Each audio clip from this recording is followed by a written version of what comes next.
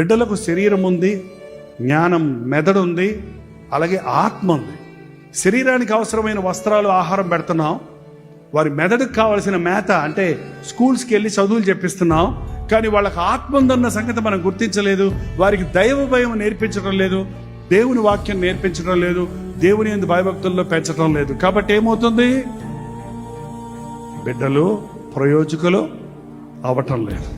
ఒక తెల్ల పేపర్ లాగా దేవుడు మనకు బిడ్డని ఇచ్చాడు. ఆ బిడ్డను ఎలా పెంచుతామో దానికి తగినట్టుగా బిడ్డకు విలువ వస్తుంది. మనం ఒక పేపర్ మీద బూతు మాటలు రాస్తే అది ఏం కాగితం?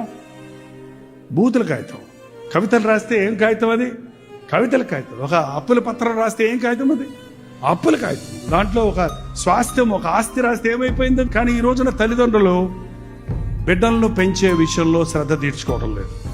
ఒక బిడ్డ 12 సంవత్సరాల వయసు వచ్చేలోగా నువ్వు ఏం పునాది వేస్తావో, ఎలా పెంచుతావో దాన్ని బట్టి అతని చాయిస్ ఉంటుంది, ఎదుగుదల ఉంటుంది. ఈ టీనేజ్లో అనేక మంది యవనస్తులు బిడ్డలు పాడైపోవడానికి కారణం ఈ 12 years నీ చేతుల్లో ఉన్న పెంపకం సరిలేదు. వారి గురించి శ్రద్ధ తీసుకోలేదు, వారికి దేవుని వాక్యం నేర్పించలేదు.